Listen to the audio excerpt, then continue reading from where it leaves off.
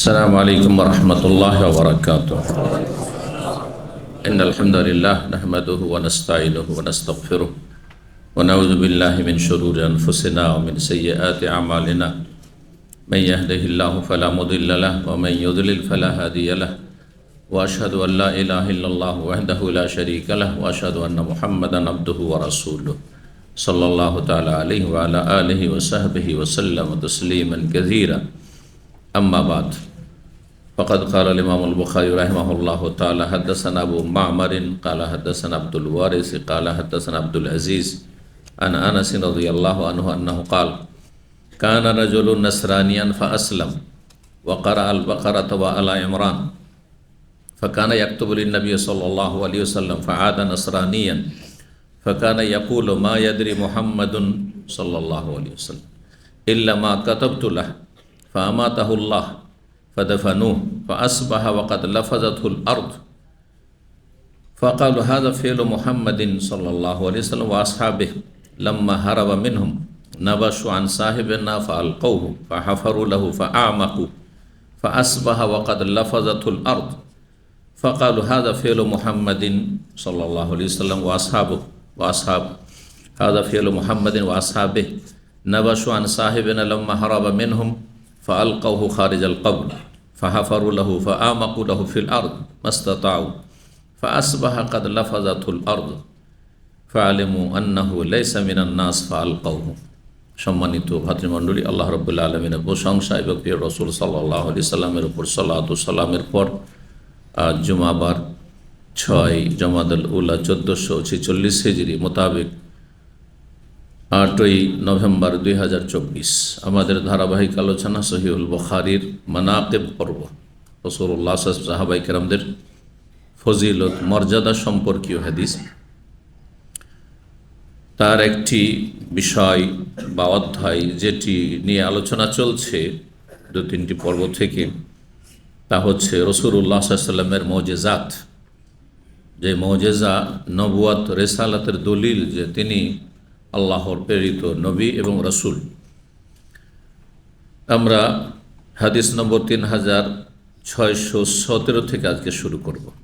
আমাদের ধারাবাহিক মানাকিবের পর্ব নম্বর 13। হাদিস বর্ণনা করেছেন প্রখ্যাত সাহাবী রাসূলুল্লাহ 10 বছরের মদিনার খাদেম আনাস রাদিয়াল্লাহু তাআলা আনহু আন্নাহু কাল, তিনি বর্ণনা করেন হাদিসটি, কানা রাজুলুন নাসরানিয়ান, জনৈক ব্যক্তি ছিল খ্রিস্টান, একজন খ্রিস্টান ছিল জন্মসূত্রে। ফা আসলামা, তারপরে সে ইসলাম গ্রহণ করে। ওয়াকারা আল বাকারাত ওয়া আলা ইমরান, তারপরে সূরা বাকারা সূরা আল ইমরান এগুলি পড়ে মুখস্থ করে। পড়া সেই যুগে বলা হয়তো মুখস্থ করা কি, আজকাল কারি আলাদা, হাফেজ আলাদা, তাই না, আর আলেম আলাদা, 3 ভাগে ভাগ করা হয়েছে। কিন্তু সাহাবায়ে কেরামদের জামানায় কোররা বা কারি মানে হাফেজ, কারি মানে আলেম, আর কারি মানে শুদ্ধ তেলাওয়াতকারী। জি, তো সাহাবায়ে কেরাম যারা কারি হাফেজ তারাই হচ্ছেন আলেম। মানে এমন কেউ ছিল না যে শুধু অনারবদের মতো, যেমন আমাদের ইন্ডিয়া, বাংলাদেশ বা অন্যান্য যেগুলো অনারব দেশ, কোরআনের হাফেজ কিন্তু কোরআনের একটিরও অর্থ বুঝে না, তাই না। আরবরা অনেকটা বুঝে, যেহেতু তাদের মাতৃভাষা, যদিও সব ভাষা তাদের মাতৃভাষা কোরআনের ভাষা থেকে অনেকটা দূরে চলে যায়, বুঝে না। যেমন সাহিত্যের ভাষা অনেক বাঙালি বুঝে না, ঠিক ওইরকম।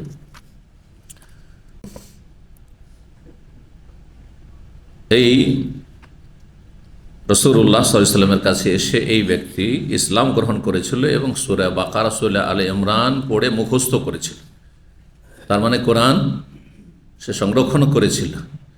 তাহলে এখানে হাদিসটি থেকে অনেক শিক্ষা রয়েছে, বিশেষ করে কোরআনের হাফেজ, কোরআনের কারি এবং কোরআন হাদিসের আলেম তাদের জন্য, যে শিখার পরে, মাদ্রাসা পড়ার পরে, হেফজ করার পরে, কোরআনের শুদ্ধ তাজবিদ শিখার পরে, কারি সাহেব হওয়ার পরে, হাফেজ সাহেব হওয়ার পরে যদি আমল খারাপ হয় তো ভয়াবহ পরিণাম। হাদিসটি থেকে গুরুত্বপূর্ণ একটি শিক্ষা, যে একটা মূর্খ লোক কিছুই জানে না, সে যদি পাপ করে তারও শাস্তি আছে, কিন্তু একজন জানাশোনা লোক, একজন আলেম, একজন হাফেজ, একজন কারি, সে যদি কোরআন বিরোধী কাজ করে, হাদিস বিরোধী কাজ করে, তার শাস্তি আরও কঠিন এবং দুনিয়াতেও শাস্তি, দুনিয়াতেও শাস্তি, আখিরাতের শাস্তি তো আছে। খুবই শিক্ষণীয় ঘটনা। বলছেন এই ব্যক্তি ইসলাম গ্রহণ করেছিল, খ্রিস্টান ধর্ম থেকে কিছু কোরআন মুখস্থ করেছিল। ফাকান, আর শুধু তাই নয়, বরং নবী সাল্লাল্লাহু আলাইহি সাল্লাম দেখলেন যে এই লোকটি তো বড়ই আগ্রহ আছে ইসলাম শিক্ষার, খুব তাড়াতাড়ি সূরা বাকারা, সূরা আলে ইমরান, বড় বড় সূরা মুখস্থ করে ফেলেছে। আর তারপরে সে শিক্ষার ক্ষেত্রে খুব আগ্রহী, আর লিখতে পড়তে জানে। সেই যুগে তো হাতে গোনা মানুষ লেখাপড়া জানতো, সবাই তো ছিল নিরক্ষর, আক্ষরিক জ্ঞান লিখতে পড়তে জানা লোক খুবই কম ছিল। তো নবী সাল্লাল্লাহু আলাইহি ওয়াসাল্লাম তাকে কাতেব ওহী হিসাবেও নির্বাচন করলেন। যে ওহী যখন নাজিল হয় তখন বেশ কিছু সাহাবা একরাম যারা লিখতে পড়তে জানতেন তাদেরকে লিখার দায়িত্ব দিয়ে, যাকে যখন পেতেন সামনে, সবসময় তো সবাই থাকতে পারে না, ব্যস্ততা আছে। তার মধ্যে সবচেয়ে প্রসিদ্ধ যারা লেখক ছিলেন নবী সাল্লাল্লাহু আলাইহি ওয়াসাল্লামের ওহীর, তাদের প্রথম হচ্ছেন কে? যায়েদ ইবনে সাবিত রাদিয়াল্লাহু তাআলা আনহু। 2 নম্বরে আলী রাদিয়াল্লাহু তাআলা আনহু, মুআবিয়া রাদিয়াল্লাহু তাআলা আনহু। এরা লিখতে পড়তে জানতেন। এরকম আরও সাহাবী ছিলেন। জি, এই লোকও প্রথম লিখেছে। ফাকানে ইয়াকতুবুলিন নবী সাল্লাল্লাহু আলাইহি ওয়াসাল্লাম, সেই ব্যক্তি নবী সাল্লাল্লাহু আলাইহি ওয়াসাল্লামের ওপর যে নাজেল হতো সূরাগুলি বা আয়াতগুলি, সেগুলি লিখতো। কাতেব ওহী হয়ে গেছিল, তাহলে তাড়াতাড়ি সে অ্যাডভান্স হয়ে গেছে, তাড়াতাড়ি এগিয়ে গেছে। যখন তাড়াতাড়ি এগিয়ে গিয়ে যদি ধরে না রাখতে পারে তো মহাবিপদ। অধিকাংশ মানুষের এরকমই হয় যে হঠাৎ করে বড় ধার্মিক হয়ে গেল, যারা দুনিয়ার শিক্ষা শিক্ষিত অথবা অশিক্ষিত, দিন চর্চা করেনি, আর হঠাৎ করে শিখেছে, তারপরে খুব তাড়াতাড়ি করে অনেক কিছু শিখে ফেললো, আর অনেকটা অ্যাডভান্স হয়ে গেল। দেখা গেল যে তারপর আকাশ থেকে ধাঁই করে পড়ে একবার সর্বনাশ হয়ে গেল।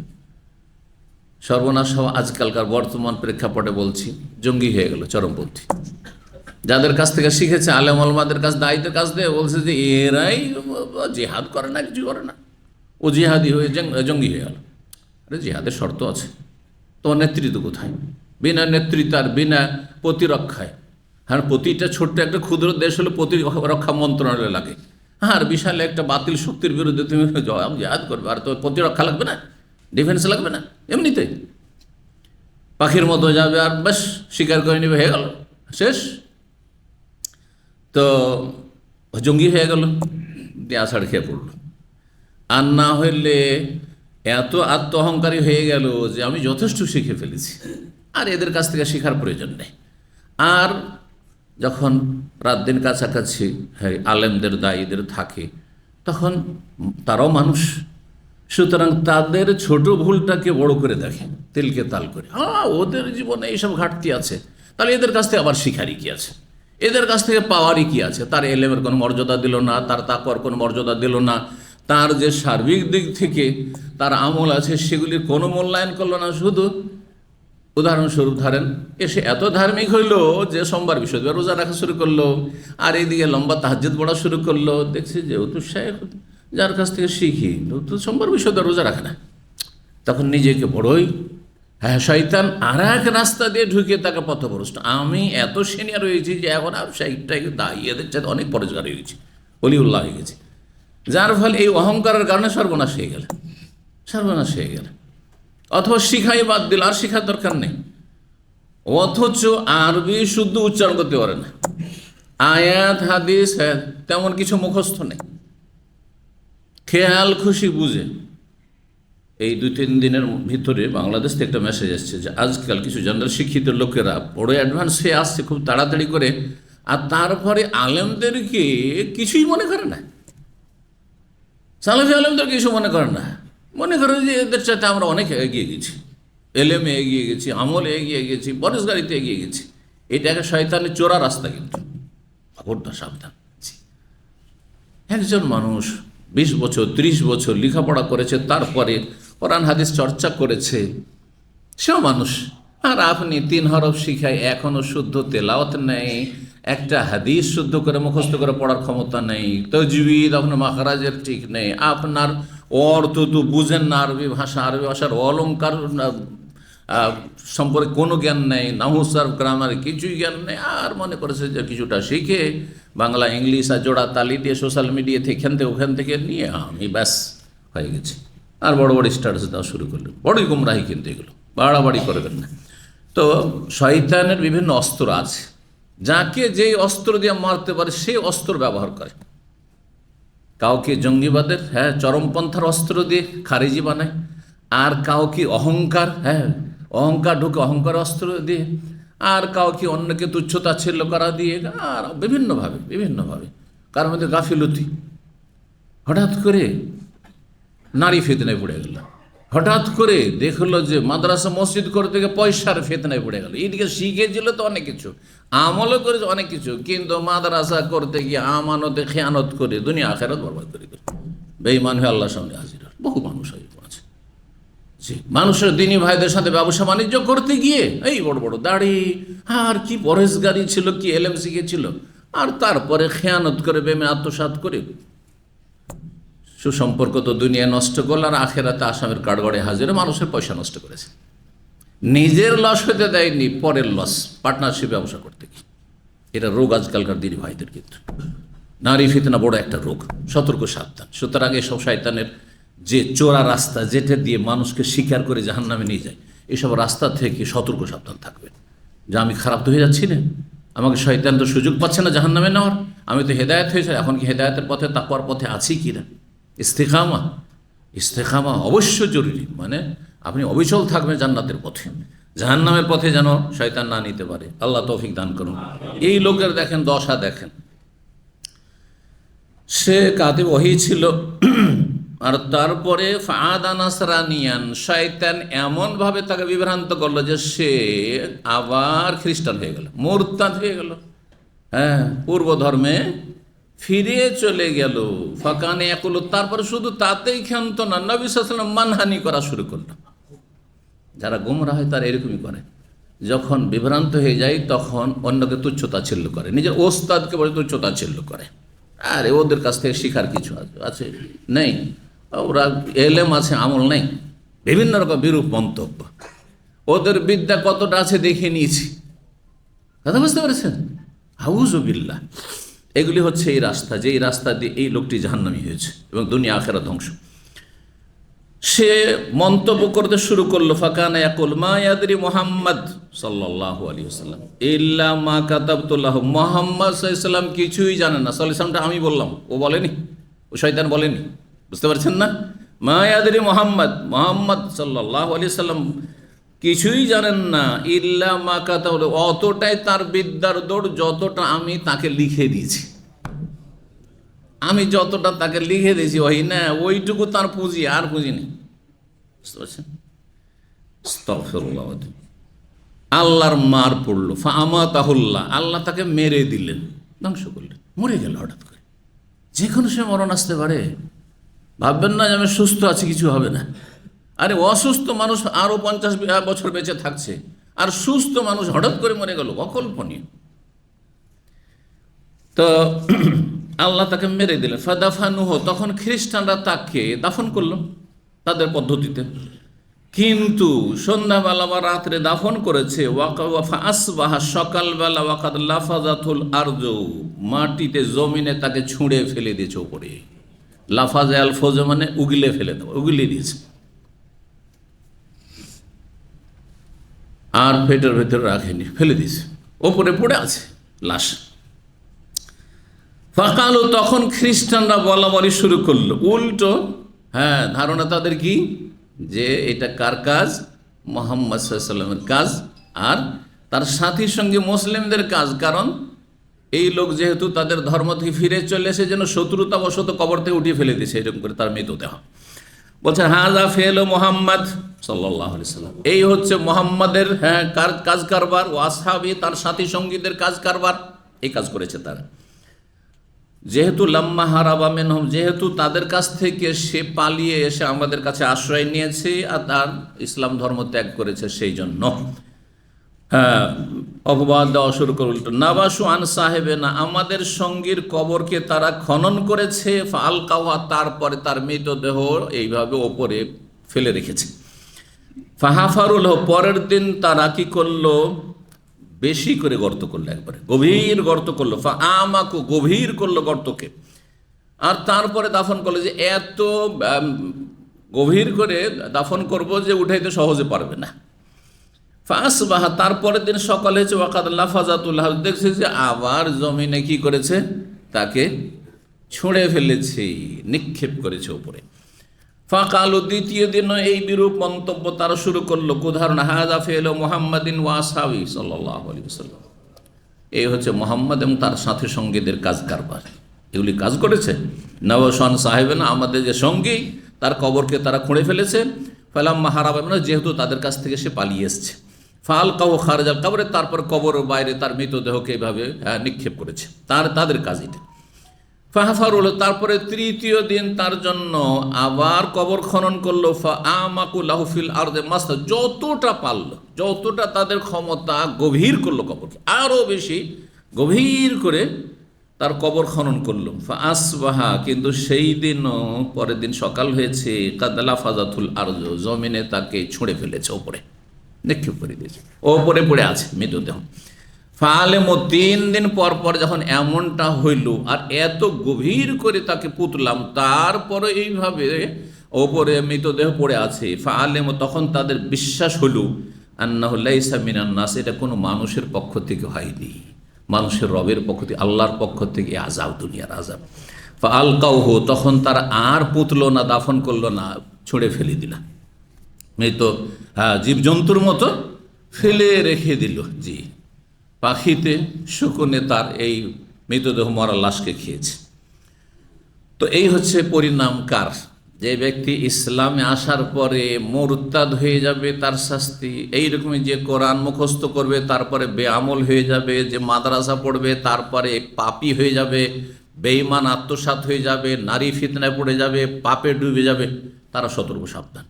যে ইসলাম শিখলেন আর তারপরে বিভিন্ন ফিতনায় পড়ে গেলেন, বা অহংকার এত চলে আসলো যে এক গর্ত থেকে উঠে এসে আর এক গর্তে গিয়ে নিক্ষিপ্ত হইলেন, অথবা এমন চরমপন্থী হয়ে গেলেন যে আজকাল আমি মুসলিম দেখছি না, মুসলিম শাসকগুলো সব তাগুত হয়ে গেছে। এগুলি কাদের ভাষা?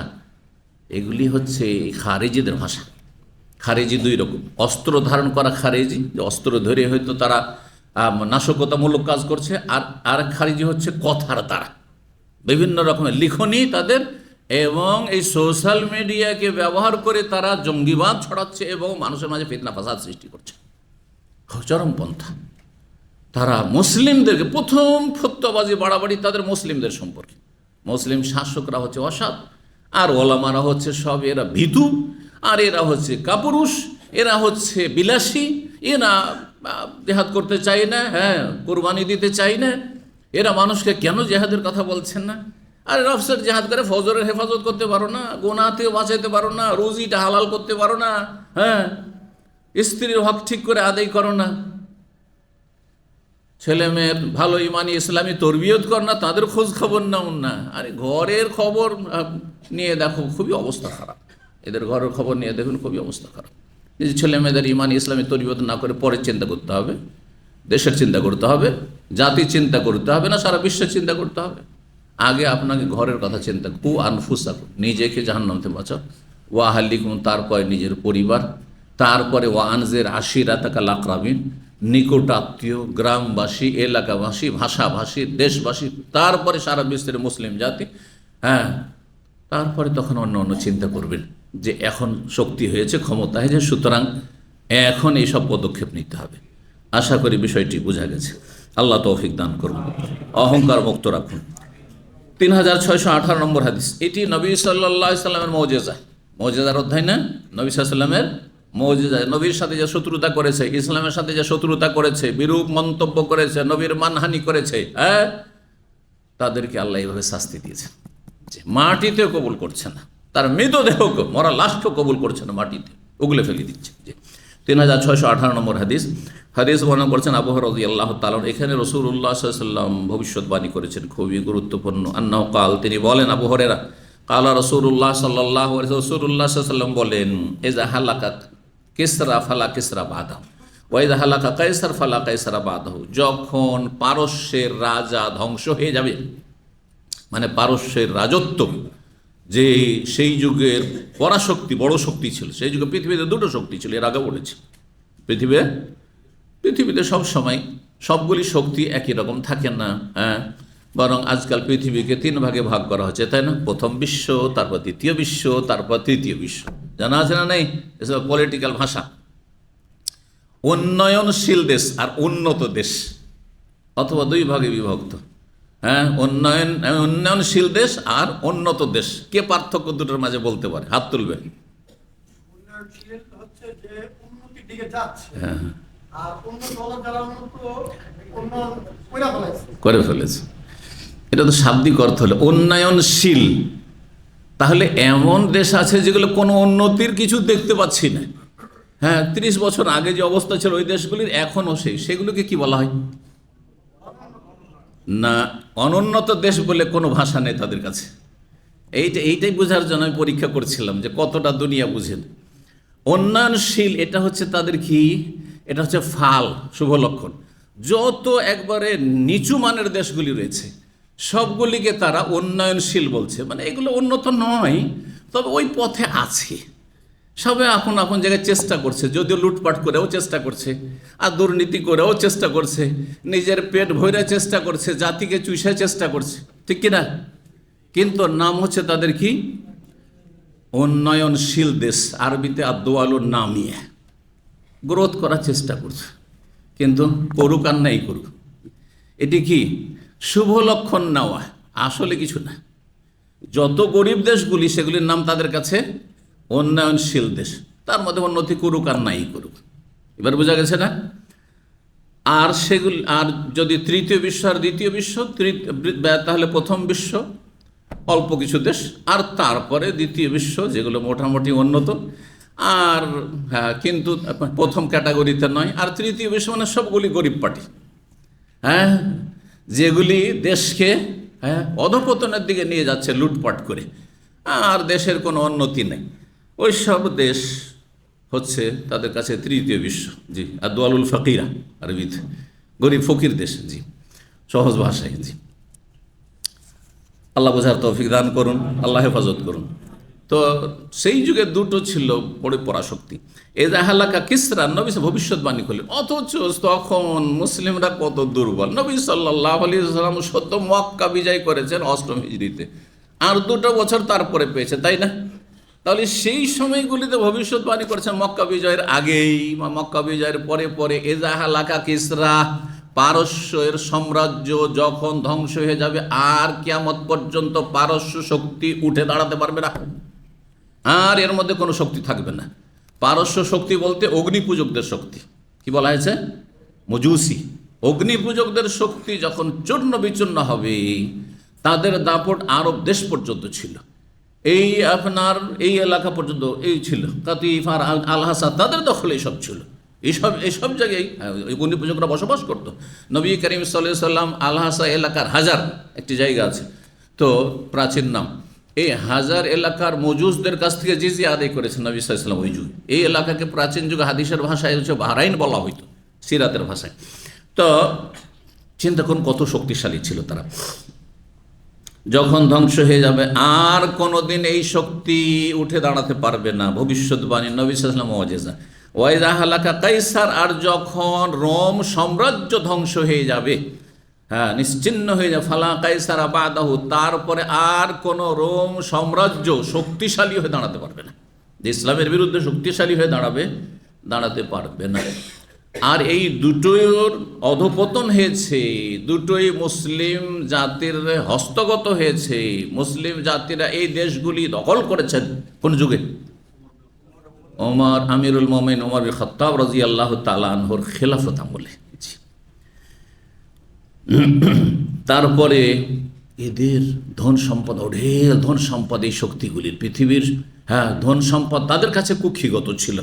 বলছেন ওয়াল্লাযী নাফসু মুহাম্মাদিন বিয়াদিহি, সে আল্লাহর কসম করে বলছে যার হাতে মুহাম্মদ সাল্লাল্লাহু আলাইহি ওয়াসাল্লামের প্রাণ রয়েছে, লাতুনফিকুন্না কুনুজাহুম ফি সাবিল, অবশ্যই লাতুনফিকুন্না, তোমরা ব্যয় করবে, খরচ করবে সেখানকার ধনভাণ্ডারগুলি আল্লাহর রাহে, আল্লাহর রাস্তায়।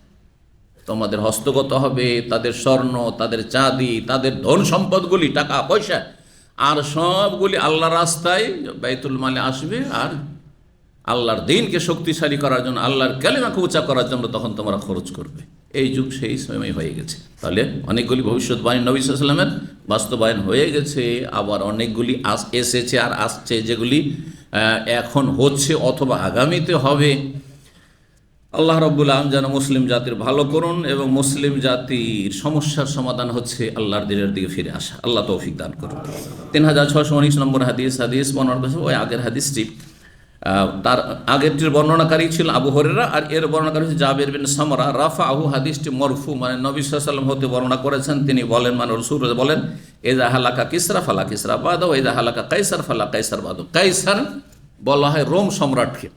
রোম দেশের রাজা যে হইতো তাকে কি বলা হইতো? কাইসার বলা হইতো। আর পারস্য দেশে যে রাজা হইতো তাকে কি বলা হইতো? কিসরা। যে কেউ হোক না কেন, কোনো রাজার নাম কিন্তু নাই। যেমন ভারত উপমহাদেশে প্রাচীন যুগে হিন্দুদের যারা শাসক হইতো তাদেরকে কি বলা হইতো? রাজা অথবা মহারাজা বলা হইতো। রাজা অথবা কি বলা হইতো? মহারাজা বলা হতো। এটি সংস্কৃত ভাষা খুব প্রাচীন যুগ থেকে, এমনকি মালয়েশিয়ার মালায় ভাষাতে রয়েছে, ইন্দোনেশিয়ার ভাষাতেও রয়েছে। এর আগে আমি আলোচনা করেছি।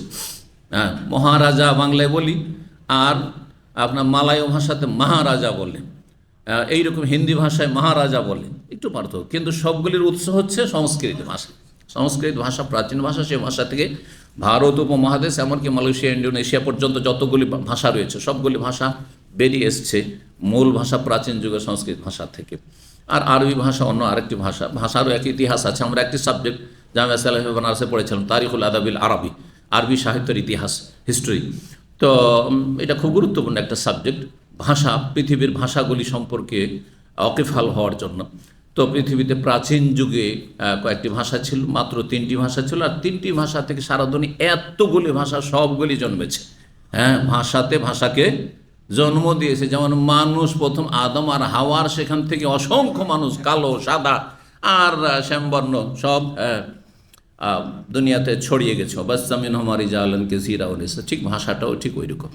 আর ভাষা হচ্ছে আল্লাহর নিদর্শন। ভাষা কোনো সম্মানের জন্য নয়, যে কেউ কোনো ভাষা বলে সম্মানিত, আর কেউ কোনো এলাকায় বাস করে সেজন্য সম্মানিত না। আজকাল সম্মানিত, কালকে লাঞ্ছিত। দাদা বুঝতে পারছেন না?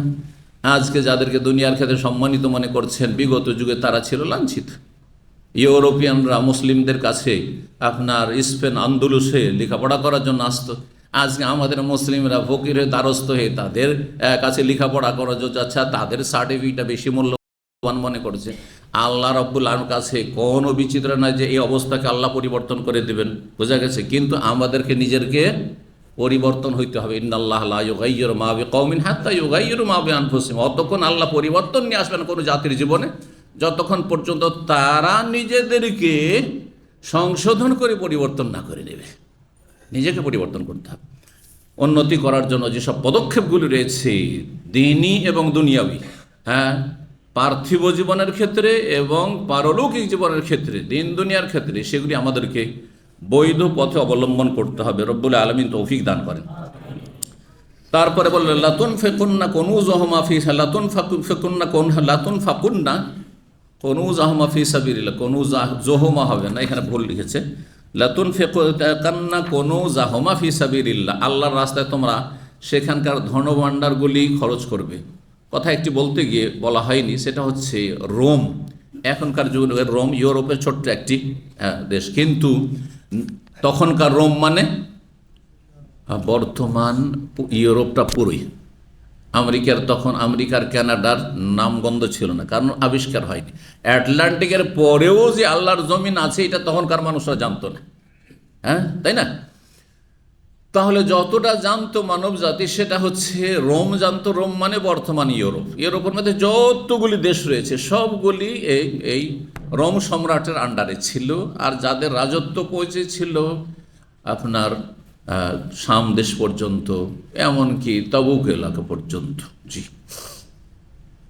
এই জন্য নবী সাল্লাল্লাহু আলাইহি ওয়াসাল্লাম তাবুকের যুদ্ধে গেছেন তাদের বিরুদ্ধে, যাতে করে তাবুক পর্যন্ত পৌঁছতে না পারে। তাবুকের কাছাকাছি তারা অবস্থান করছিল, জি, বর্তমান জর্ডন এলাকায়। 3620 নম্বর হাদিস বর্ণনা করেছেন ইবনে আব্বাস রাদিয়াল্লাহু তাআলা আনহুমা, বলছেন কাদেমা মুসাইলামাতুল কাযযাব আলা আহদি রাসূলিল্লাহ সাল্লাল্লাহু আলাইহি ওয়াসাল্লাম। রাসূলুল্লাহ সাল্লাল্লাহু আলাইহি ওয়াসাল্লামের আমলে মিথ্যাবাদী ভণ্ড মুসাইলামা আসলো মদিনায়।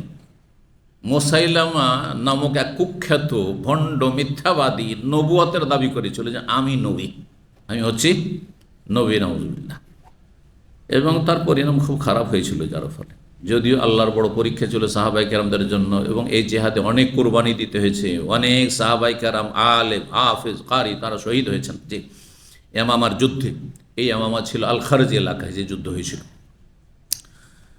তো নবী সাল্লামের জীবদ্দশায় কিন্তু সে নবী হওয়ার দাবি করেছিল। আর তারপর মদিনাও এসেছিল। ফাজা আলা ইয়াকুল, সে বলতে লাগলো এসে, ইন জালালি মুহাম্মাদুনিল আমরা মিমবাদি তবে তহু, মদিনা গিয়ে এসে বলছে যে যদি মুহাম্মদ সাল্লাল্লাহু আলাইহি সাল্লাম তার ইন্তেকালের পরে আমাকে যদি তার স্থলাভিষিক্ত করে দেন, মানে আমাকে তার খলিফা বানিয়ে দেন, আমি তারপরে এই নেতৃত্ব পাবো, তবে তো তাহলে তার অনুসরণ করব, তার কালেমা পড়ে আমি মুসলিম হয়ে যাব। নবী দাবি করে বসে আছে, আর নবীর পরে যদি আমাকে যদি খলিফা বানিয়ে দেয় তাহলে ঠিক আছে, আমি মেনে নেব তাকে। ওয়াকাদে মাহাফি বাশারিন কাসিরিন ফি কওমি, একান যে কোনো বাতিলপন্থী যে কোনো যুগে আবির্ভাব ঘটেছে, তার অবশ্যই তার কিছু অনুসারী ভক্ত হয়েছে। এটা মানুষের একটা দুর্বল দিক, যে মানুষের চোখ থেকেও চোখ নেই, আর বিবেক থেকেও বিবেকহীন।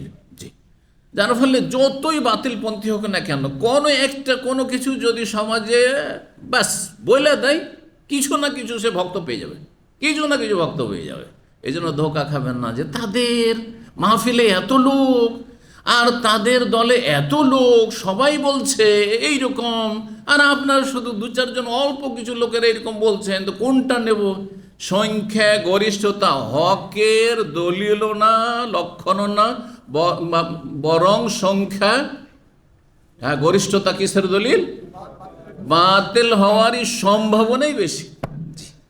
কারণ অধিকাংশ মানুষ অসৎ থাকবে আল্লাহর জমিন, অধিকাংশ লোক কাফের থাকবে, অধিকাংশ লোক মুশরিক থাকবে, অধিকাংশ লোক শয়তানের অনুসারী থাকবে। সুতরাং কখনো প্রতারিত হবেন না যে অমুক এ ধরনের কথা বলছে আর তার অনেক ভক্ত হয়ে গেছে। না, আপনাকে দেখতে হবে কি যে রাসূলুল্লাহ সাল্লাল্লাহু আলাইহি ওয়াসাল্লাম তরিকা কোথায় আছে, নবী সাল্লাল্লাহু আলাইহি সাল্লামের আমলে কোন ইসলামটা ছিল, সেটা হচ্ছে খাঁটি। আর দল ভারী হয়ে গেছে তার বিরুদ্ধে, সেই জন্য, বা তার বিপরীত মুখী, সেই জন্য সেটাতে কোনো ওজন আছে বা শক্তি আছে, না, মোটেই না। তো বলছেন বর্ণনাকারী ইবনে আব্বাস রাদিয়াল্লাহু তাআলা আনহুমা যে মদিনা সে এসেছিল মুসাইলামা এই ভণ্ড, ফি বাশারিন কাসীরিন মিন, তার বংশের অনেক লোকজন নিয়ে, তার দলবল নিয়ে এসেছিল প্রতিনিধি হিসাবে দেখা করতে মুহাম্মদ সাল্লাল্লাহু আলাইহি ওয়াসাল্লামের সাথে, যে দেখা করব আর যাওয়ার পরে বলবো যে যদি আমাকে যদি আপনার পরে খেলাফতটা দিয়ে দেন তাহলে আছি আপনার সাথে, এই সমঝোতা যদি চলে আসে তো ওকে। সুবহানাল্লাহ। ফাকবালা ইলাইহি রাসূলুল্লাহ সাল্লাল্লাহু আলাইহি ওয়াসাল্লাম, রাসূলুল্লাহ সাল্লাল্লাহু তার কাছে আসলেন। ও মাহবুব সাবিত বিন কাইস বিন শাম্মাস, তার সাথে ছিলেন সাবিত বিন কাইস বিন শাম্মাস নামক প্রখ্যাত সাহাবী, নবী সাল্লাল্লাহু আলাইহি ওয়াসাল্লামের বক্তা। এর আগে একটি হাদিস এসেছে এই অধ্যায়ে যে নবী সাল্লাল্লাহু আলাইহি ওয়াসাল্লামের সাহাবায়ে কেরামের মধ্যে সবচেয়ে বড় বাগ্মী বক্তা ছিলেন এই সাবিত বিন কাইস। এবং তার আওয়াজ, যারা বক্তা হয় সাধারণত তাদের আওয়াজ কি হয়? উঁচা হয়, খুব বেশি উঁচা আওয়াজ হয়। তো এই উঁচা আওয়াজ ছিল। আর সূরা হুজরাতে আল্লাহ আয়াত নাজিল করলেন, দ্বিতীয় আয়াত, যে লা তারফাউ আসওয়াতাকুম ফাওকা সাওতিন নবী, হে ঈমানদারগণ, তোমরা নবীর সামনে তোমাদের আওয়াজ যেন উঁচা না হয়। যদি আওয়াজ উঁচা হয় তাহলে জানতে হবে আনতাহবাত আমালুকুম, তোমাদের আমলগুলি নষ্ট হয়ে যাবে। ওয়া আনতুম লা তাশউরুন, টেরই পাবে না যে আমলনামা থেকে আমল নষ্ট হয়ে গেছে। এই ভয়ে তিনি বাড়ি গিয়ে বসেছেন, আর নামাজটা পড়ে চুপ করে চলে যান, শুধু জামাতের নামাজটা পড়ে, আর দেখাও করেন না নবী সাল্লাল্লাহু আলাইহি ওয়াসাল্লামের সাথে, আর কারোর সাথে বসেনও না, নবী সাল্লাল্লাহু আলাইহি ওয়াসাল্লাম হাজির হন না। অথচ সবসময় নবী সাল্লাল্লাহু আলাইহি ওয়াসাল্লামের পাশে হাজির থাকতেন, দিনের কথা যখন আলোচনা হইতো, দার্স হইতো, তখন। রাসূলুল্লাহ কয়েকদিন দেখতে পাচ্ছেন না, তখন সাহাবীদেরকে বললেন, সাবিত বিন কাইসের হয়েছে কি? খোঁজ নিয়ে আসলে এক সাহাবী দেখে বাড়িতে বসে বসে কান্না করছে, মাথায় হাত দিয়ে শুধু কান্নাই করছে। কিসের জন্য কান্না? যে আমার আমল সব ধ্বংস হয়ে গেছে, আমি তো জাহান্নামী হয়ে গেলাম। রাসূলুল্লাহ সাল্লাল্লাহু আলাইহি ওয়াসাল্লাম সেখানে ভবিষ্যৎবাণী করেছেন যেটি মুজিজা, সেটা কি? যে তাকে জানিয়ে দাও, সাবেদকে ডেকে নিয়ে আসো, আর তাকে এই সুসংবাদ দিয়ে দাও, সে জান্নাতি, জাহান্নামী নয়। আল্লাহু আকবার। এই সাবিত বিন কাইস যেহেতু বাতিল শক্তির বিরুদ্ধে যদি লড়াই করতে হয়, একটা হচ্ছে অস্ত্রের লড়াই, আর একটি হচ্ছে বাক শক্তির, জবানের লড়াই, কলমের লড়াই, এগুলি হচ্ছে লড়াই। জি, বর্তমান যুগে অস্ত্রের লড়াইয়ের ক্ষমতা মুসলিমদের কাছে নেই বাতিল শক্তির সাথে, কিন্তু কলমের লড়াই অবশ্য শক্তি আছে, জবানের লড়াইয়ে দাওয়াইল আল্লাহর অবশ্য শক্তি আছে, দলিলের শক্তি তাদের কাছে অবশ্যই আছে, যে কোরআন সুন্নাহর দলিল হচ্ছে, আল্লাহর কথা রসুলের কথা রয়েছে। সুতরাং এই শক্তির সামনে বাতিল শক্তি টিকতে পারবে না। যার ফলে দেখেন এত শক্তি তাদের কাছে থেকে যারা অমুসলিম ইসলাম গ্রহণ করছে, ওরা ভালো করে জানছে মুসলিমরা আমাদের তুলনায় দুর্বল, কারণ খ্রিস্টানরা জানে না যে মুসলিমরা আমাদের তুলনায় পৃথিবীতে এখন দুর্বল। তার হিন্দুরাও ভালো করে জানছে যে মুসলিমরা আমাদের তুলনায় দুর্বল। তারপর তাদের ঘর থেকে প্রতিদিন নারী পুরুষ দলে দলে ইসলাম গ্রহণ করছে। কিসের আশায়? দুনিয়া শক্তিশালী হওয়ার জন্য না, আল্লাহ রাব্বুল আলামিন অন্তরে এই যে হক, দলিলের শক্তি, দলিলের অস্ত্র সবচেয়ে বড় অস্ত্র এবং সবচেয়ে শক্তিশালী শক্তি। সুতরাং কোরআন সুন্নাহর দলিলের সামনে কোনো বাতিল, যা আল হক ওয়া জাহাকাল বাতিল, আল্লাহর নীতিমালা হচ্ছে যখন সত্য সমাগত হয় তখন বাতিল নিশ্চিহ্ন হয়ে যায়, কিন্তু সত্যকে উত্তম পন্থায় বাতিলের মোকাবিলার জন্য তুলে ধরতে হবে, কলমের দ্বারা হোক, কথার দ্বারা হোক, আর যেভাবে হোক। আল্লাহ তো আখলাক, তার চেয়ে বড় হচ্ছে আখলাক, চরিত্রের দ্বারা। তো রাসূলুল্লাহ সাল্লাল্লাহু আলাইহি ওয়াসাল্লাম তার কাছে আসলেন, সাথে ছিলেন সাবিত বিন কাইস সাহাবী, ওয়াফি ইয়াদে রাসূল কিতাতু জাদীদিন, নবী সাল্লাল্লাহু আলাইহি ওয়াসাল্লামের হাতে তখন একটি খেজুরের ডালের ছড়ি ছিল। ছড়ি বুঝেন তো? আরে লাঠি, লাঠিকে ছড়ি বলেন না? চিকন লাঠিকে না বলেন না? এই ভাষাটি আপনারা বলেন না? জি হ্যাঁ, জি। কঞ্চি তো এমনি কঞ্চি, কঞ্চিকে লাঠি হিসাবে যখন ব্যবহার করবে, মারার জন্য, ছাত্র ছাত্রীদেরকে মারার জন্য যে স্কুলে মাদ্রাসে ব্যবহার করে, তো এই যে ছড়ি, ছড়ি দিয়ে মারবো তোকে, তো লাঠি, লাঠি বড় হয়। এখন লাঠি পিটা করবো যদি বলে লাঠি দিয়ে মারবো তো মরে যাবে, তাই না? লাঠি মোটাও হয়, কিন্তু ছড়ি মানে একবারে চিকন কঞ্চির যেগুলো ছড়ি, অথবা আপনার বেত। মাশাআল্লাহ, হাসান, সুন্দর ভাষাটি দিয়েছে। যে ভাষা কমন ভাষা, কথা বুঝছেন? কারণ কিছু কিছু ভাষা আছে কিছু এলাকার মানুষ বুঝে, কিছু এলাকার মানুষ বুঝে না, প্রত্যেক ভাষাতে এটা আছে। তো বলছেন নবী সাল্লাল্লাহু আলাইহি ওয়াসাল্লামের হাতে খেজুরের একটি বেত ছিল। হাত্তা ওয়াকাফা আলা মুসাইলামা ফি আসহাবিহি, এসে নবী সাল্লাল্লাহু আলাইহি ওয়াসাল্লাম মুসাইলামার সামনে তার সাথী সঙ্গীদের দলবলকে নিয়ে এসে অবস্থান করেছে মদিনায়, তাদের সামনে এসে দাঁড়িয়ে গেলেন। রাসূলুল্লাহ এসে বললেন, লাউ সাআলতানি হাযিল কিতা, যখন শুনতে পেলেন নবী সাল্লাল্লাহু আলাইহি ওয়াসাল্লাম, বরং নবী সাল্লাল্লাহু আলাইহি ওয়াসাল্লামের সামনে এই কথা সে এই প্রস্তাব পেশ করলো, এই মরদুদ, বিতাড়িত, কি যে আপনি যদি আমাকে নেতৃত্বটা দিয়ে দেন আপনার পরে খেলাফত, তাহলে আপনাকে মেনে নিব। তখন রাসূলুল্লাহ বলছেন, লাউ সাআলতানি হাযিল কিতা, নেতৃত্ব আর খেলাফত দেওয়া তো দূরের কথা, তুমি যদি বলো যে আমার হাতের এই যে বেতটি আছে, ছোট্ট একটা লাঠি আছে, সেইটা শুধু চাই, মা আতাই তো কাহা, এটিও তোমাকে দেবো না, এটিও তোমাকে দেবো না, এরও যোগ্য না তুমি। ওয়ালান তাদু আমরাল্লাহি ফিকা, আর তোমার সম্পর্কে আল্লাহর যে চূড়ান্ত ফয়সালা, মানে ভাগ্যে যে লিখনি রয়েছে, সেটা তুমি লঙ্ঘন করতে পারবে না, তকদিরের বেশি এগিয়ে যেতে পারবে না, তোমার ভাগ্যে যেটা আছে সেটুকু যেতে পারবে, তার বেশি না।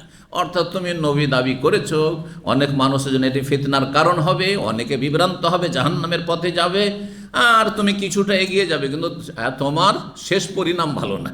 আল্লাহ যে ফয়সালা রয়েছে যে বাতিল সবসময় নিশ্চিহ্ন হয়, জাহাকাল বাতিল, সেটাই হবে, কিন্তু মনে রেখো। ওয়ালাইন আদবারতা, আর তুমি যদি এখান থেকে মদিনা থেকে ফিরে চলে ইসলাম গ্রহণ না করো আর আমার বিরোধিতা করে চলে যাও এখান থেকে, লা ইয়াকিরান্নাকাল্লাহ, আল্লাহ তোমাকে অবশ্যই ধ্বংস করবেন। আকারা ইয়াকিরো মানে জখম করা, আহত করা, আঘাত করা।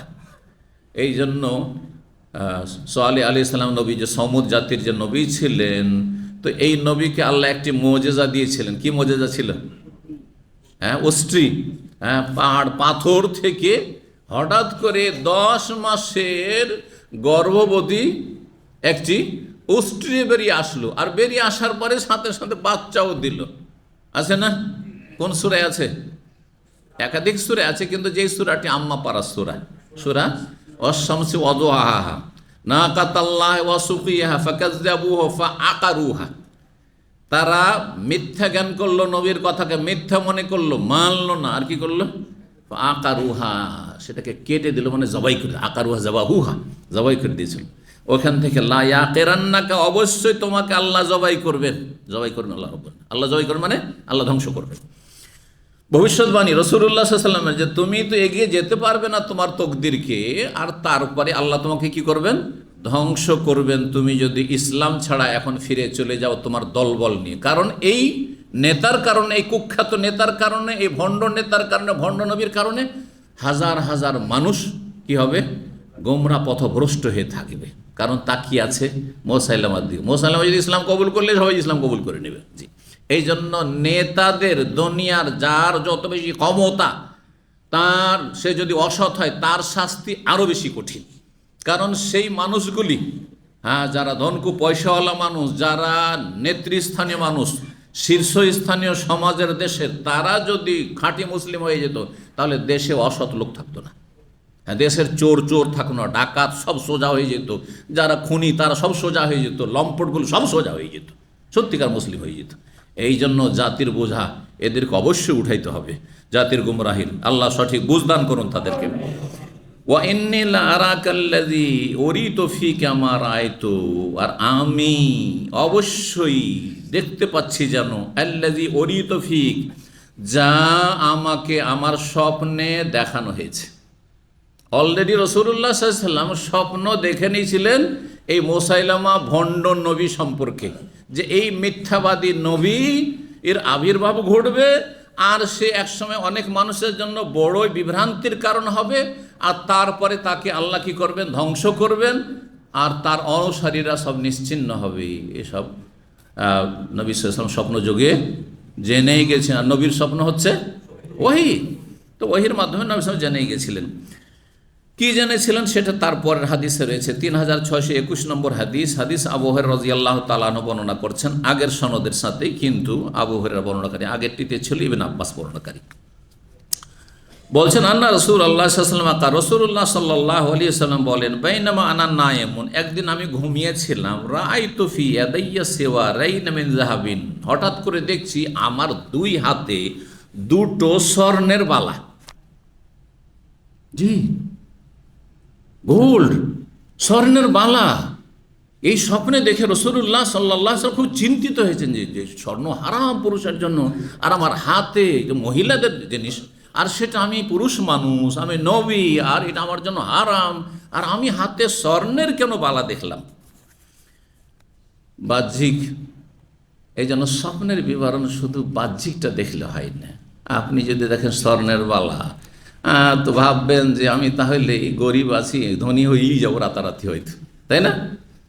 অনেক সময় বাহ্যিক স্বপ্ন কিন্তু ওর ব্যাখ্যা বিবরণ খারাপ হয়, আর অনেক সময় বাহ্যিক স্বপ্নটা খারাপ লাগছে কিন্তু তার তাবির বিবরণ অনেক ভালো হয়।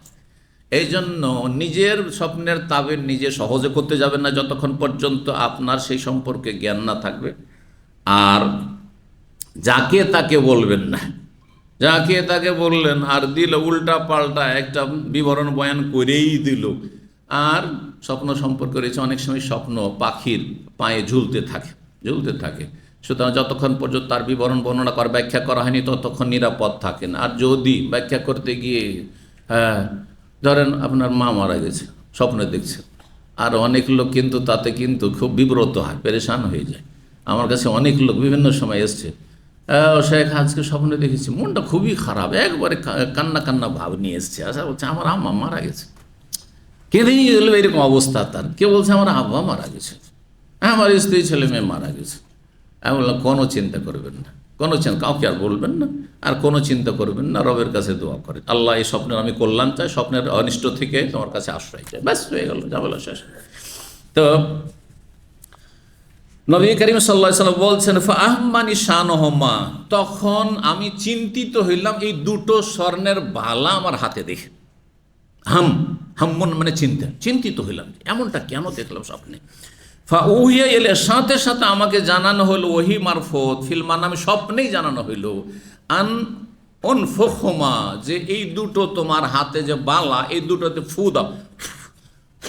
এই ফু দাও শুধু। রাসূলুল্লাহ সাথে সাথে বলা যে ফু দাও। যেমনই ফু দিলেন বলছে ফানাফাখতুহুমা, তাতে ফু দিলাম যখন আমাকে নির্দেশ দেওয়া হলো, ফাতারা, তখন সেই দুটো উড়ে গিয়ে অদৃশ্য হয়ে গেল, হাত থেকে উড়ে চলে গেল দুটো বালা আর অদৃশ্য হয়ে গেল। ফাআউয়ালতুহুমা, তখন এই দুটো বালার আমি ব্যাখ্যা করলাম, এই স্বপ্নের ব্যাখ্যা করলাম। কাযাবাইনে, দুইজন মিথ্যুক ভণ্ড নবীর কথা, ইয়াখরুজানে বাদি, যারা আমার পরে বেরিয়ে আসবে, মানে তাদের আবির্ভাব ঘটবে। ফাকান আহাদুহুমা, তাদের একজন হচ্ছে আল আনাসি, আনাসা বংশের, তার নাম ছিল আসওয়াদ। আল আসওয়াদ, কালো, তার সবই কালো। হ্যাঁ, কিছু কিছু কালো আছে, ভিতরও কালো ওপরও কালো, এটা হচ্ছে খুবই খারাপ, তাই না? আর যদি ভিতরটা ভালো থাকে, হ্যাঁ, সাদা পরিষ্কার, ওপর কালো হয়, তাতে কোনো যায় আসে না। ওপর যদি খুব দেখতে, হ্যাঁ, চমৎকার হয়, কিন্তু ভিতরটা কালো, এটা মহাবিপদ। কিন্তু আল্লাহ এত সুন্দর সুঠা আমার সুন্দর সরিয়ে দিয়েছেন আর সুস্থতায় দিয়েছেন, কিন্তু আপনার কলবটা খারাপ, নাপাক, এমনটা যেন না হয়। যারা দেখতে সুন্দর তারা সতর্ক সাবধান, যে দেখতে সুন্দরের সাথে সাথে আপনার কলবটা, অন্তরটা সুন্দর কিনা, আপনার অন্তঃকরণটা ভালো কিনা, আপনার মন মানসিকতা ভালো কিনা, ইমানি দিক থেকে, মানুষের পরোপকারী হওয়ার দিক থেকে, কল্যাণ কামনার দিক থেকে, নাসিহা খায়ের খাই ভালাইয়ের দিক থেকে, এটার চেষ্টা করবে। এটা হচ্ছে আসল বৈশিষ্ট্য, আসল জি। তো তাদের একজন ছিল আসওয়াদ আনাসি, সে ইয়ামান দেশের ছিল, ইয়ামান দেশে নবুয়তের দাবি করেছিল এই মিথ্যুক। ওয়াল আখার, দ্বিতীয় ব্যক্তি হচ্ছে মুসাইলামা আল কাযযাব, এই মিথ্যাবাদী ভণ্ড মুসাইলামা নবী, সাহেব আল ইয়ামামা, যে ইয়ামামার মিথ্যুক নবী ছিল। ইয়ামামা এলাকায় সে বসবাস করত, আর তার বংশের লোকেরা এমন বিভ্রান্ত হয়েছিল, জাতীয়তার কুফরিতে লিপ্ত হয়েছিল, যে এর জীবনীতে বা মুসাইলামা কাযযাবের ফিতনাতে রয়েছে ঘটনায়, সিরাত এর কিতাবাদিতে, যে তার বংশের লোকদেরকে বলা হইল যে তোমরা তো বুঝতে পারছো যে মিথ্যুক আর সত্যবাদী, সাদেক আর মসদুক আর আল আমিন, তিনি মুহাম্মদ রাসূলুল্লাহ নবী, কি করে একে নবী বলে তোমরা বিশ্বাস করছো? তোমরা নবীর প্রতি ঈমান নিয়ে আসো, রাসূলুল্লাহ সাল্লাল্লাহু আলাইহি ওয়াসাল্লামকে আল্লাহ যে পাঠিয়েছে তার প্রতি ঈমান নিয়ে আসো। তখন তারা কি মন্তব্য করেছে জানেন? নবীউন কাযযাবুন মিন কওমিনা আহাব্বু ইলাইনা, হ্যাঁ, মিন নবীইন সাদিকিন মিন গায়রিনা।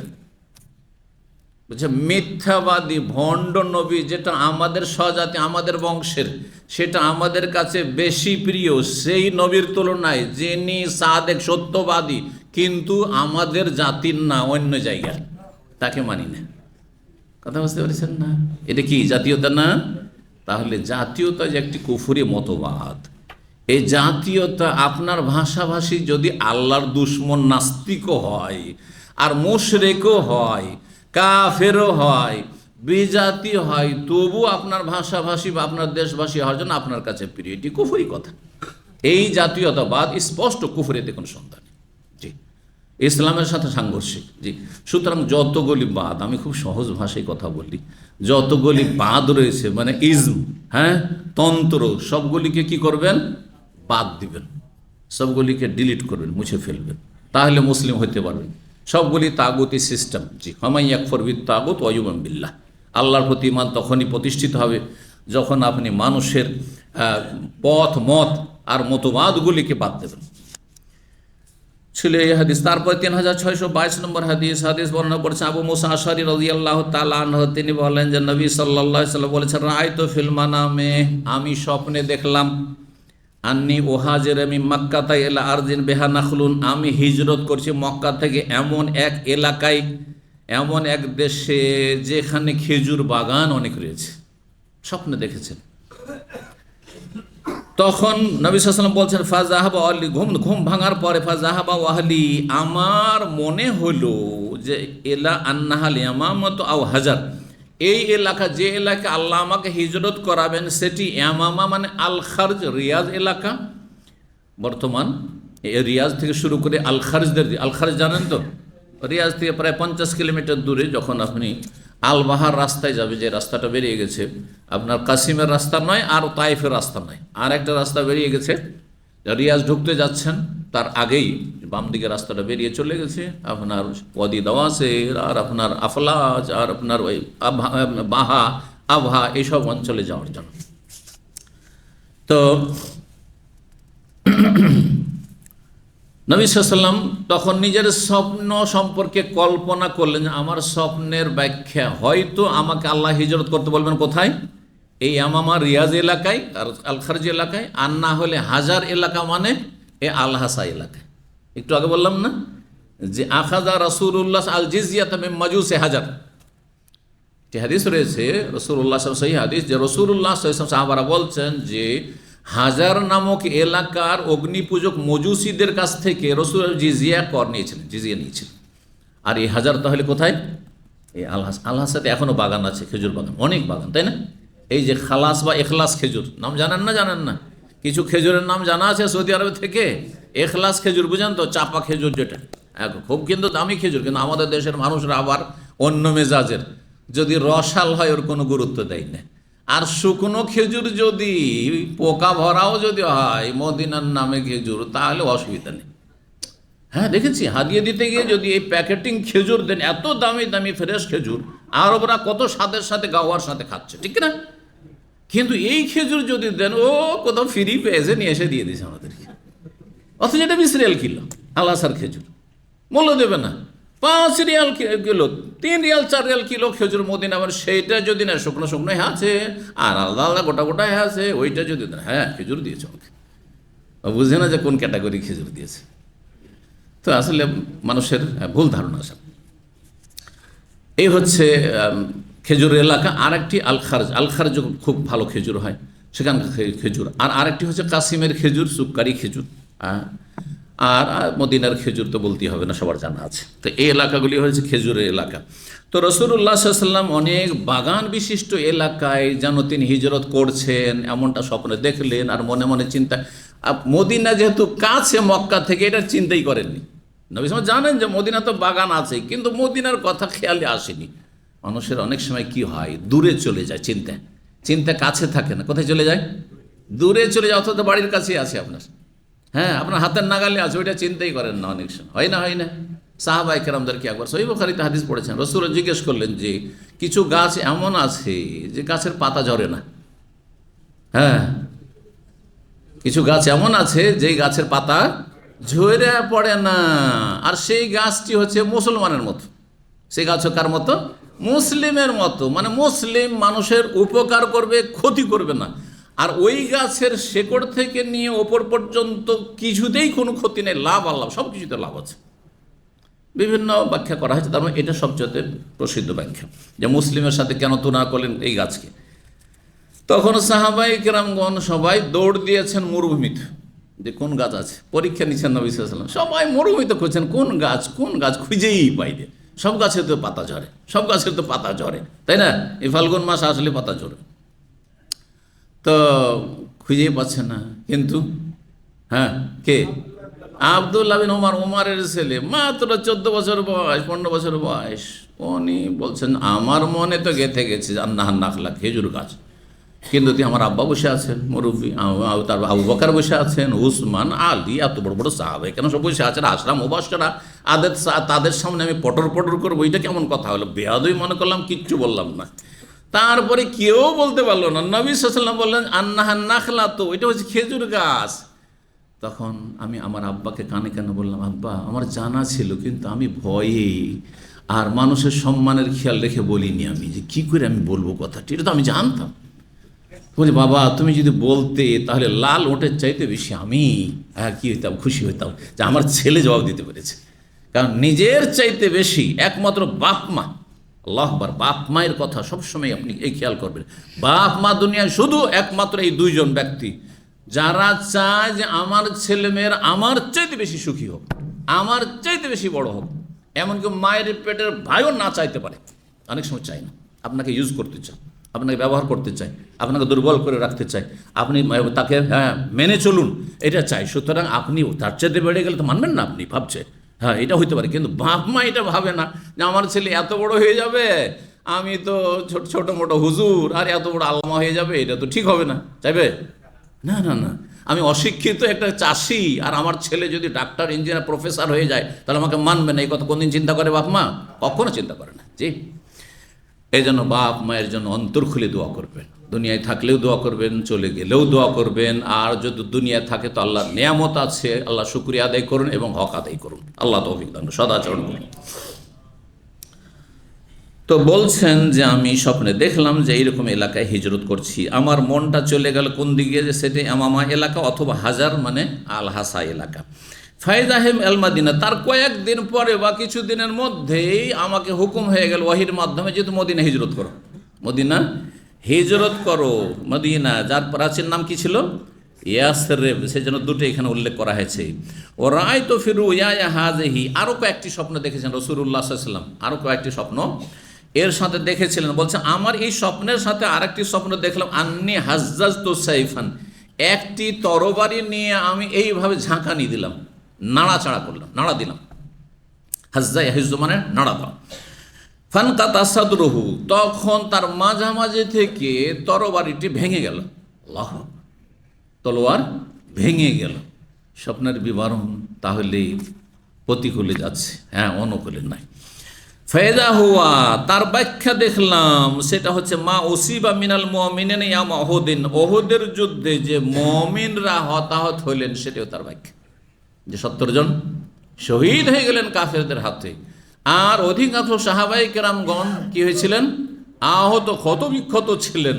জি, যদিও পরাজয় হয়নি সেখানে মুসলিমদের, কারণ কাফেররা নিজেরাই সরে গিয়েছিল, এটিকে পরাজয় বলে না, কিন্তু ক্ষয়ক্ষতি হয়েছিল। এটি হচ্ছে এই তরবারি, ভাঙা তরবারি স্বপ্নে দেখার বিবরণ। জি, সুম্মা হাজাজতু উখরা, তারপরে দ্বিতীয়বার আবার নাড়া দিলাম, আবার ঝাঁকানি দিলাম আমার তরবারিতে। ফাআদা আহসানা মা কান, যে তরবারি, ভাঙা তরবারি, ভাঙার আগে যে অবস্থা তার চাইতে সুন্দর আকারে চলে আসলো, তরবারটি আরো সুন্দর হয়ে গেল যেন। জি, তখন তার বিবরণ হলো ফায়দা হওয়া, সেটা হচ্ছে মা যে আল্লাহ বিমাল ফাতে, যে আল্লাহ যে মক্কা বিজয় দান করলেন, ওয়াজতিমাইল মুমিনিন, আর মুমিনদের ঐক্য দান করলেন, মুমিনরা একত্রিত হইতে পারলো, মুমিনরা স্বাধীনভাবে চলাফেরা করছে, স্বাধীনভাবে ইসলামের দাওয়ার কাজ করছে। ও রাআইতু ফিহা বাকারান, তৃতীয় আর একটি বা চতুর্থ এটি, হ্যাঁ, কারণ স্বপ্নে তরবারি দুইবার দেখেছেন, তাই না? যদি দুবার হয় তাহলে এটি 4 নম্বর স্বপ্ন। রাআইতু ফিহা বাকারান, এই স্বপ্নে দেখলাম গাভী, গরু, গাভী দেখছি, গাভী, অন্য রিওয়ায়াতে রয়েছে গাভী জবাই হচ্ছে।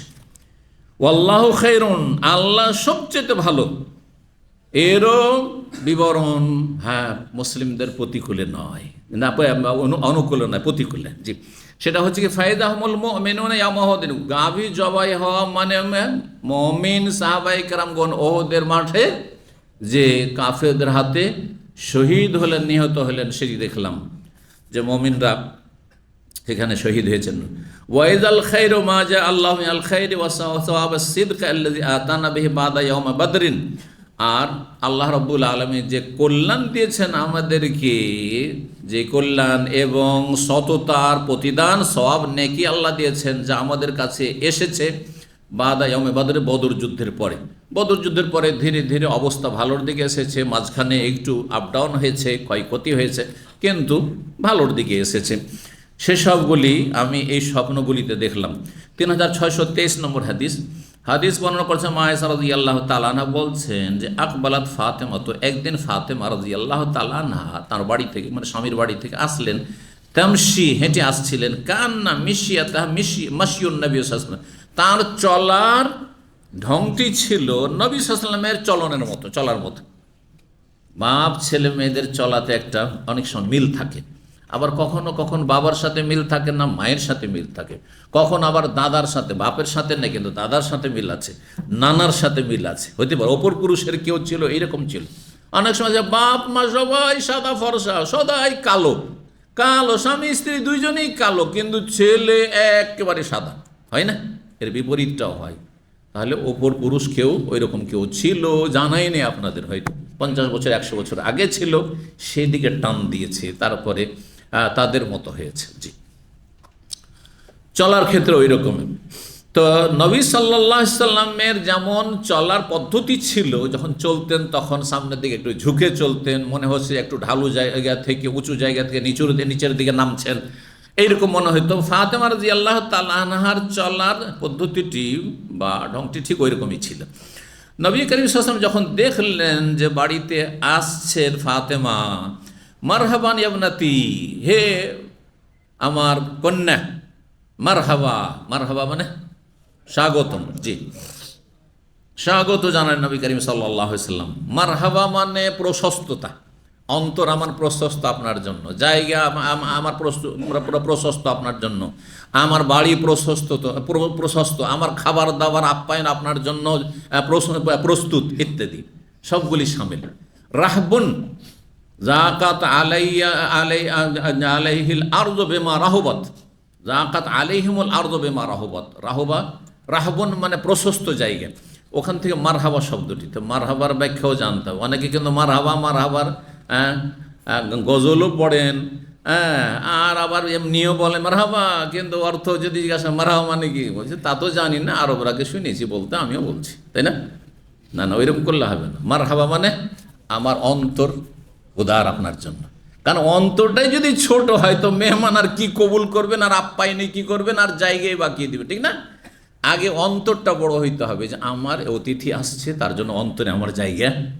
অন্তরে যদি জায়গা থাকার, বাড়িতে জায়গা নাও থাকে, তবুও যথাসাধ্য আপনি তার আপ্যায়নের চেষ্টা করবেন, সম্মান রাখার চেষ্টা করবেন, এবং যতটুকু হক আদায় করার চেষ্টা করবেন। অন্তর প্রশস্ত। তারপরে আমার বাড়ি, এই জন্য আজকালকার ভাষায় আর ওরাও বলে, আমরাও অনেক সময় বলি যে এটা আপনার বাড়ি মনে করবেন, আমার বাড়ি আপনার বাড়ি, আমার ঘর আপনার ঘর, জি নিজের মতো আপনি এখানে থাকবেন, জি। তো আমার বাড়ি আপনার জন্য প্রশস্ত, আর আমার খাবার দাবার যা কিছু আছে, আল্লাহ যা দিয়েছেন তা আপনার জন্য প্রশস্ত, জি।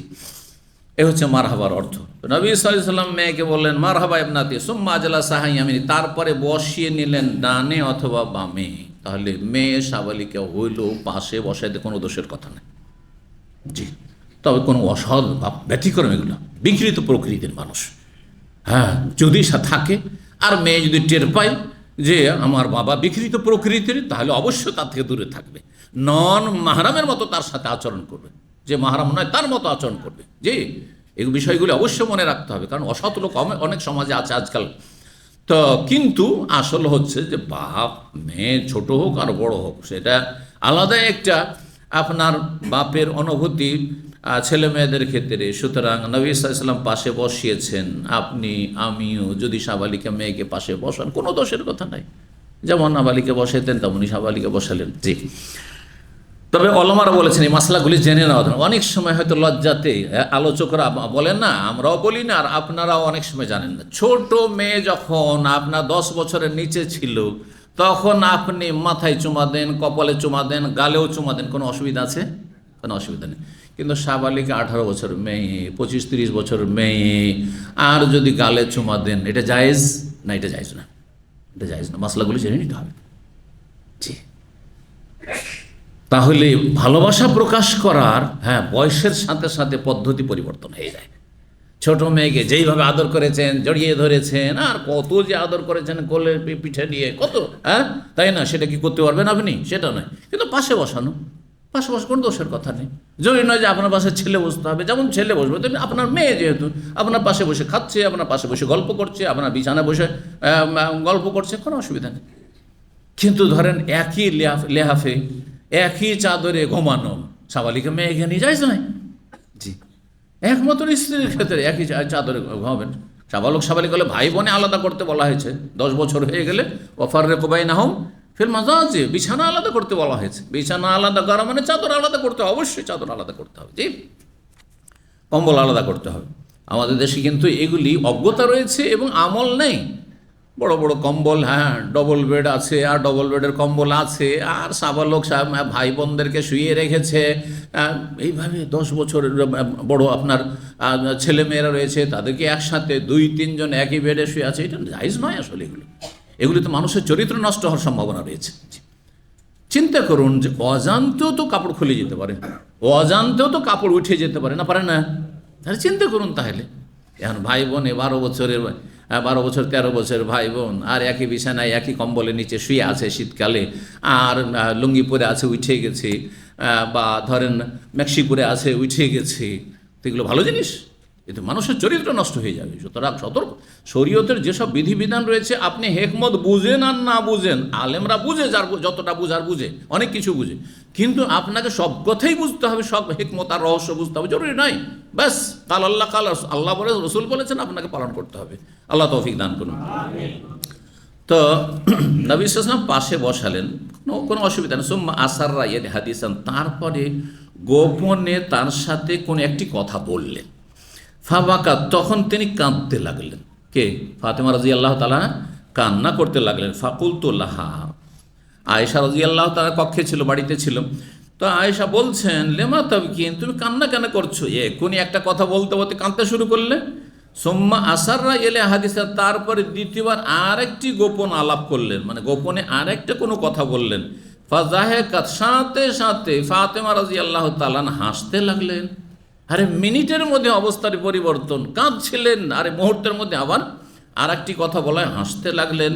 ফাকুলতু, মা আয়েশা বলছেন, আমি বললাম মনে মনে, মা রাআইতু কালিয়ামে ফারাহান আকরাবা মিন হুজনিন, আজকের মতো জীবনে আমি খুশিকে শোকের পাশাপাশি এত নিকটবর্তী দেখিনি। যে মুহূর্তের মধ্যে খুশি আর মুহূর্তের মধ্যে শোক আর কান্না, এটা আমি দেখিনি। এই কাঁদতে কাঁদতে সাথে সাথে হাসি, যে এটা আমি জীবনেও দেখিনি, আজকে দেখলাম। ফাসআলতু আম্মা কালা, তারপরে বলছেন যে ফাতেমাকে জিজ্ঞাসা করলাম যে কি বললেন নবী সাল্লাল্লাহু আলাইহি ওয়াসাল্লাম, যে প্রথম তুমি কাঁদতে লাগলে, আবার কি বললেন যে তুমি হাসতে লাগলে? তখন ফাতেমা রাদিয়াল্লাহু তাআলা বললেন, মা কুনতু লিউফশিয়া সিররা রাসূলিল্লাহ সাল্লাল্লাহু আলাইহি ওয়াসাল্লাম, আমি রাসূলুল্লাহ সাল্লাল্লাহু আলাইহি ওয়াসাল্লামের গোপন কথা আমি তোমার সামনে প্রকাশ করতে পারবো না। এটি গোপনীয় জিনিস, এটি আমি জানবো আর আমার আব্বা জানে, ব্যাস, কাউকে বলতে পারবো না। তবে নবী সাল্লাল্লাহু আলাইহি ওয়াসাল্লাম ইন্তেকালের পরে যেহেতু যেটা হওয়ার হয়ে গেছে, তখন তাকে আবার জিজ্ঞাসা করেন মা আয়েশা, তখন তিনি বলেছিলেন, বলছেন হাত্তা কবিজান নবী সাল্লাল্লাহু আলাইহি ওয়াসাল্লাম, নবী সাল্লাল্লাহু আলাইহি ওয়াসাল্লামের তিরোধান হয়ে গেল। ফাসআলতুহা, মা আয়েশা রাদিয়াল্লাহু বলছেন, তখন ফাতেমাকে জিজ্ঞাসা করলেন যে ঠিক আছে, নবী সাল্লাল্লাহু আলাইহি ওয়াসাল্লাম জীবদ্দশায় সেটাকে গোপন রেখেছিলেন, এখন তো তিনি দুনিয়া থেকে চলে গেছেন, এখন বিষয়টা বলো, রহস্যটা আমি বুঝি, যে হঠাৎ করে কান্নার হঠাৎ করে হাসি কেন তোমার মুখে ফুটে উঠল? তখন তিনি বলছেন, এই 3624 নম্বর হাদিসে কথাটি রয়েছে, আগের সনদের সাথে নাম্বার আলাদা দিয়েছেন যারা নাম্বারিং করেছেন। তখন ফাতেমা রাদিয়াল্লাহু বলেন, আসাররা ইলাইয়া, প্রথম গোপনে নবী সাল্লাল্লাহু আলাইহি ওয়াসাল্লাম আমাকে বললেন যে আন্না জিবরিল কানা ইউআরিজুনিল কোরআন কুল্লা সানাতিন মাররা, জিবরাইল আলাইহিস সালাম এর পূর্বে কোরআনে কারীম পড়াতেন, প্রতি বছরে রমজানে এসে একবার করে, মানে এক খতম দিতেন। নবী সাল্লাল্লাহু আলাইহি ওয়াসাল্লাম শোনাতেন এবং জিবরাইল আলাইহিস সালাম শুনতেন। আর তারপরে কেউ কেউ বলেছেন যে ইউআরিজুনে যেহেতু রয়েছে বাবে মোফালাত, মানে মোশারাকার যেহেতু বৈশিষ্ট্য রয়েছে, নবী সাল্লাল্লাহু আলাইহি ওয়াসাল্লাম আবার শুনতেন কার কাছে? জিবরাইল কাছে। আগে জিবরাইল কাছে শুনলেন, তাহলে শোনা হয়ে গেল, আর তারপরে যেইভাবে শুনলেন, আর জিবরাইল আল্লাহর পক্ষ থেকে যেইভাবে নাযিল সেইভাবে শোনাতেন, আর তারপরে নবী সাল্লাল্লাহু আলাইহি ওয়াসাল্লাম শোনাতে লাগতেন, যাতে করে কোনো জায়গায় কোনো রকমের ত্রুটি না থেকে যায়। একবার করে বছরে কি হইতো তাহলে? রমজানে খতম হইতো কার সাথে? নবী সাল্লাল্লাহু আলাইহি ওয়াসাল্লাম খতম হইতো জিবরাইল আলাইহিস সালামের সাথে, সবচেয়ে শ্রেষ্ঠ ফেরেশতা, সবচেয়ে শ্রেষ্ঠ রাসূল আলাইহিস সালাতু ওয়াস সালাম ওয়া আলাইহিমুস সালাম। জি, বলছেন যে এটা তো প্রতি বছর অভ্যাস ছিল, কিন্তু আন্নাহু আরাজিনাল আমারাত, এই বছরে রমজান মাসে দুইবার করে রাসূলুল্লাহ সাল্লাল্লাহু আলাইহি ওয়াসাল্লামের কাছে জিবরাইল আলাইহিস সালাম কোরআন শুনেছেন, শুনিয়েছেন, 2 খতম দাওয়িয়েছেন। এই রমজানে 2 খতম দাওয়িয়েছেন। ওয়ালা ওরা রমজান করতে বললাম কারণ অন্য হাদিসে রয়েছে যে রমজান মাসে এই রিভাইজেশনটা হইতো, এই দৌড়, আমাদের দেশের মাদ্রাসার ভাষায় হেফজখানার ভাষায় কি বলে? দৌড় করা বলে, রিভাইজেশন। আরব দেশে মোরাজা বলে, মানে বারবার পুনরাবৃত্তি করা। তো বলছেন এই বছর 2 বার করে যেহেতু জিবরাইল আলাইহিস সালাম আমাকে কোরআন পড়িয়েছেন বা কোরআন শুনেছেন, এর অবশ্যই একটা তাৎপর্য আছে। ওয়ালা ওরাহু, আর আমি মনে করি ইল্লা হাদার আজালি, যে আমার মৃত্যুর সময় ঘনিয়ে এসেছে, আমার সময় শেষ হয়ে এসেছে। ওয়াইন্নাকে, যখন এই কথা বলা তখন কান্না শুরু করেছেন কোন রিওয়ায়াতে রয়েছে। আর এখানে একটু পার্থক্য রয়েছে, তার সাথে এই কথা বলে ওয়াইন্নাকে আউয়ালু আহলে বাইতি লিহাকান বি বা লাহাকান বি, আর তুমি আমার পরিবারে যত সদস্য রয়েছে, 9 স্ত্রী এবং মেয়ে শুধু একটি, কারণ নবী সাল্লাল্লাহু আলাইহি সাল্লামের মেয়েরা 3 মেয়ে নবী সাল্লাল্লাহু আলাইহি সাল্লামের জীবদ্দশায় তারা ইন্তেকাল করে গিয়েছিল। তারা কে? জাইনাব বড়, তারপরে রোকাইয়া, 3 নম্বর উম্মে কুলসুম, আর তারপরে ফাতেমা রাদিয়াল্লাহু তাআলা আনহাকে বললেন যে আমার পরিবারের সর্বপ্রথম যে মিলিত হবে সে হচ্ছে তুমি। আমার ইন্তেকালের পরে তুমি আমার সাথে সাক্ষাৎ করে। মাত্র 6 মাস নবী সাল্লাল্লাহু ইন্তেকালের পরে ফাতেমা রাদিয়াল্লাহু তাআলা আনহা বেঁচে ছিলেন অসুস্থ অবস্থায়, খুব অসুস্থ থাকতেন, কারণ বাপের শোক এদিকে, এই শোকে আর তিনি সুস্থ হননি। জি, ঘরে অবস্থান করতেন এবং অসুস্থ অবস্থায় এই 6 মাস কাটিয়েছেন রাদিয়াল্লাহু তাআলা আনহু আরদাহা। ফাবাইকা, তো তখন এই কথা শুনে কান্না করতে লাগলাম। ফাকালা, তখন নবী সাল্লাল্লাহু আলাইহি ওয়াসাল্লাম সাথে বলছেন, আমা তারদাইনা, তুমি কি পছন্দ করো না, সন্তুষ্ট নও, আনতাকুনি সাইয়্যিদাতা নিসা আহলিল জান্নাহ, জান্নাতি রমণীদের তুমি সরদার হবে, জান্নাতি রমণীদের তুমি প্রধান হবে, আও নিসাউল মুমিন, নারীদের তুমি প্রধান হবে, সেরা হবে। ফাজাহিকতু লিযালিক, তখন আমি হেসে দিয়েছিলাম। প্রথম কান্না করেছিলাম আর তারপরে এই মর্যাদার কথা বলায়, সুসংবাদ দেয়, আমি হেসে দিয়েছিলাম। কিন্তু তারপরে হাদিসটিতে যেমনটা বললাম একটু পার্থক্য রয়েছে। সেটা হচ্ছে যখন নবী সাল্লাল্লাহু আলাইহি ওয়াসাল্লাম বললেন যে আমার সময় কাছে এসছে, তখন কাঁদতে লাগলেন। আর যখন বলা হয় যে তুমি চিন্তা করিও না, কারণ তুমিও বেশি সময় দুনিয়ায় থাকবে না, আমার পরিবারের যত কেউ রয়েছে সবার মাঝে তুমি প্রথম আমার সাথে সাক্ষাৎ করবে, তখন হাসতে লাগলেন যে আর তো বেশি দিন থাকবো না, নবী সাল্লাল্লাহু আলাইহি ওয়াসাল্লাম 6 মাস আমাকে আমার আব্বা ছেড়ে থাকবে, তারপরে তার সাথে আমি মিলিত হব। তখন তিনি হেসে দিয়েছিলেন খুশিতে। 3625 নম্বর হাদিস মায়েশা রাদিয়াল্লাহু তাআলা আনহা বর্ণনা করছেন, তিনি বলেন তা নবী ফাতেমা ইবনাতাহু ফি শাকওয়াহু, নবী সাল্লাল্লাহু আলাইহি ওয়াসাল্লাম ফাতেমা রাদিয়াল্লাহু তাআলা আনহাকে, তার মেয়ে কন্যাকে ডাকলেন তার শেষ অসুস্থতায়। শাকওয়া মানে মারাদ, শারীরিক অভিযোগ। শাকওয়া মানে অভিযোগ হয়, কমপ্লেন। তো শারীরিক কমপ্লেন মানে অসুস্থতা, যেন শাকওয়া মারাদ, অসুস্থতার অর্থে ব্যবহার হয় আরবি ভাষায়। তো সময় যথেষ্ট হয়ে গেছে, শেষ করতে যাচ্ছি ইনশাআল্লাহ। তো যেই অসুস্থতায় নবী সাল্লাল্লাহু আলাইহি ওয়াসাল্লাম ইন্তেকাল করেছিলেন, ফাসাররাহা বিশাইইন, কোনো কিছু গোপনে তার সাথে আলাপ করলেন। ফাবাকাত, তখন তিনি কাঁদতে লাগলেন। সুম্মা দাহা, তারপরে আবার ডেকে বললেন। ফাসাররা, গোপনে কথা বললেন। ফাজাহিকা, তখন সাথে সাথে হাসতে লাগলেন। কালাত, মা আয়েশা বলছেন তাকে জিজ্ঞাসা করেছেন এই সম্পর্কে, তখন 3626 নম্বর হাদিসে বলছেন ফাতেমা রাদিয়াল্লাহু তাআলা সাররানিন নবী সাল্লাল্লাহু আলাইহি ওয়াসাল্লাম, নবী সাল্লাল্লাহু আলাইহি ওয়াসাল্লাম আমাকে গোপনে বলেছিলেন আর বলেছিলেন আন্নাহু ইউকবাযু ফি ওয়াজহিহি আল্লাযী তুফিয়া ফি, এই অসুস্থতাই হচ্ছে শেষ অসুস্থতা, এতেই তিনি ইন্তেকাল করবেন। ফাবাকাইতু, তখন আমি কাঁদতে লাগলাম শুনে যে আমার আব্বা আমাকে ছেড়ে চলে যাবেন। সুম্মা সাররানি, তারপরে সাথে সাথে আমার সাথে গোপনে কথা বললেন। ফাআখবানি, বললেন আন্নি আউয়ালু আহলিল বাইত, তার পরিবারের সর্বপ্রথম আমি সেই ব্যক্তি, আতবাউহু, যে তার অনুসরণ করে তার সাথে মিলিত হও। ফাজাহিকতু, তখন আমি হাসতে লাগলাম যে আর বেশি দিন দুনিয়া থাকবো না, আমিও আমার আব্বার সাথে মিলিত হব। এখানেই আজকের আলোচনা শেষ করছি। ওয়া জাযাকুমুল্লাহু খাইরান ওয়া সাল্লাল্লাহু আলা নবিয়িনা মুহাম্মদ ওয়া আলা আলিহি ওয়া সাহবিহি আজমাইন।